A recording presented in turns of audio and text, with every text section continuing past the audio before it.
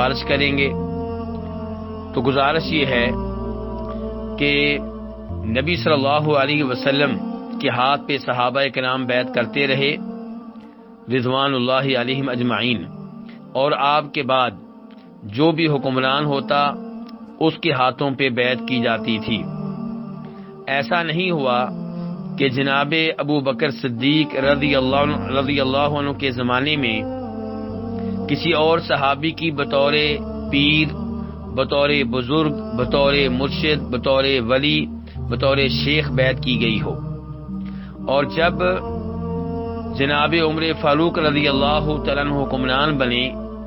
تب ایسا نہیں ہوا کہ ان کے علاوہ کسی اور صحابی کی بطور معلم، بطور مدرس، بطور مولانا، بطور شیخ، بطور پیر، بطور مرشد بیعت کی گئی ہو۔ پیر کے نام پہ کسی کی بیعت کرنا، کسی کو مرشد جان کر اس کی بیعت کرنا، کسی کو شیخ جان کر اس کی بیعت کرنا، یہ چیز قرآن و حدیث سے ثابت نہیں ہے، یہ چیز صحابہ کرام رضوان اللہ علیہم اجمعین سے ثابت نہیں ہے۔ یہ چیز بعد میں لوگوں میں رائج کر دی گئی، اور یہ ایک ایسی بدعت ہے جس سے دور رہنا ضروری ہے، جس سے جان چھڑانا ضروری ہے۔ دین اسلام میں کوئی ایسا انسان نہیں ہے جس کی پیر سمجھ کر، شیخ سمجھ کر بیعت کی جائے اور اسے ہر معاملے میں حرف آخر سمجھا جائے۔ یہاں پہ علماء کرام ہیں جنہیں نبی کریم صلی اللہ علیہ وسلم نے انبیاء کرام علیہم السلام کا وارث قرار دیا ہے، تو علماء کرام سے رہنمائی لی جاتی ہے، ان سے قرآن پاک کی تفسیر سیکھی جاتی ہے، ان سے نبی علیہ السلام کی احادیث کا علم لیا جاتا ہے، اور جب کبھی کوئی عالم دین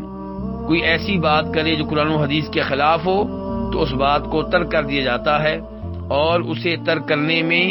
کسی قسم کے تردد کی ضرورت نہیں ہوتی۔ پیر کے نام پہ بیعت کرنا اور اس بات کا عہد کرنا کہ میں آپ کی ہر بات مانوں گا، آپ کے ہر آرڈر کو قبول کروں گا، یہ بالکل غلط ہے۔ نبی کریم صلی اللہ علیہ وسلم کا مشہور و معروف فرمان ہے، لا طاعت لمخلوق فی معصیت الخالق، کہ جب آپ کسی کا ایسا آرڈر مانیں جس آرڈر میں قرآن کی خلاف ورزی ہو رہی ہو، نبی علیہ السلام کی خلاف ورزی ہو رہی ہو، تو یہ جائز نہیں ہے۔ کسی کو یہ حق حاصل نہیں ہے کہ اس کی اس انداز سے اطاعت کی جائے، اس انداز سے بات مانی جائے کہ انسان عہد کر بیٹھے کہ میں آپ کی ہر بات مانوں گا، یہ حق کسی کو شریعت نے نہیں دیا۔ اس لیے پیروں کی بیعت، شیخ صاحب کی بیعت، مرشد کی بیعت یہ بدعت ہے اور قرآن و حدیث کی تعلیمات کے خلاف ہے۔ جہاں تک تعلق ہے سوال کے دوسرے حصے کا کہ کیا یہ لوگ ہماری شفاعت کریں گے، تو اس میں کوئی شک و شبہ نہیں ہے کہ روز قیامت انبیاء کرام علیہم السلام شفاعت کریں گے، فرشتے شفاعت کریں گے، مومن شفاعت کریں گے، لیکن اس کا مطلب یہ نہیں ہے کہ انسان ان کو جن کے بارے میں کہا گیا کہ وہ شفاعت کریں گے ان کو پکارنا شروع کر دے، انہیں سجدے کرنا شروع کر دے، انہیں فوت ہونے کے بعد مشکل کشا حاجت روا سمجھے اور ان کی قبر کے پاس کھڑا ہو کے ان سے التجا کرے کہ آپ ہماری شفاعت کیجیے گا۔ ہم سب کو یہ بات معلوم ہونی چاہیے کہ شفاعت کا مالک اللہ ہے۔ قل للہ الشفاعۃ جمیعا، آپ کہہ دیں ساری کی ساری شفاعت کا مالک اللہ ہے۔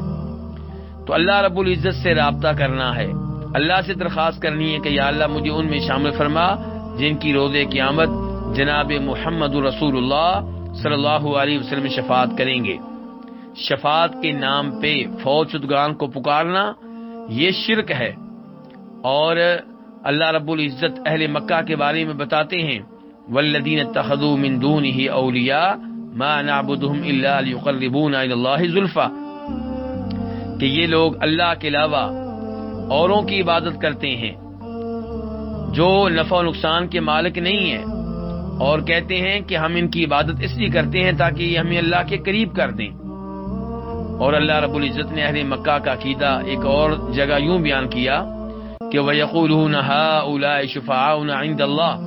اللہ کے علاوہ اوروں کو پکارتے ہیں، ان کی عبادت کرتے ہیں، ان سے دعائیں کرتے ہیں اور کہتے ہیں کہ یہ ہماری اللہ کے ہاں شفاعت کریں گے۔ تو شفاعت کے نام پہ اللہ کو چھوڑ کر قبر والوں کو پکارنا، فوت شدگان کو پکارنا، ان سے دعا کرنا، یہ بالکل غلط ہے۔ اللہ تعالیٰ فرماتے ہیں وَالَّذِينَ تَدْعُونَ مِن دُونِهِ مَا يَمْلِكُونَ مِن قِطْمِيرٍ إِن تَدْعُوهُمْ لَا يَسْمَعُوا دُعَاءَكُمْ،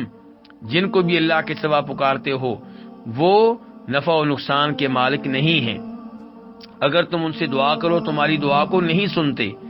اور کبھی اللہ تعالیٰ کہتے ہیں کہ وَهُمْ عَن دُعَائِهِمْ غَافِلُونَ، جن کو اللہ کے علاوہ پکارتے ہو تمہاری پکار سے، تمہاری دعا سے غافل ہیں، بے خبر ہیں، لا علم ہیں۔ اس لیے اگر ہم یہ چاہتے ہیں، اور یقیناً ہر مسلمان چاہتا ہے کہ ہماری نبی علیہ الصلوۃ والسلام شفاعت کریں، تو ہمیں چاہیے کہ آپ کی تعلیمات پہ عمل کریں، آپ کے دین پہ عمل کریں، اور اللہ رب العزت سے دعائیں کریں کہ اللہ تعالی ہمیں ان میں شامل فرمائے جن کی آپ شفاعت کریں گے۔ آپ کی شفاعت برحق ہے، اس پہ ایمان لانا نہایت ضروری ہے۔ فرشتوں کی شفاعت بھی برحق ہے، لیکن نہ فرشتوں کو پکارنا جائز ہے شفاعت کے نام پہ، اور نہ دیگر اولیاء کو اور مشائخ کو پکارنا جائز ہے۔ واللہ تعالی اعلم۔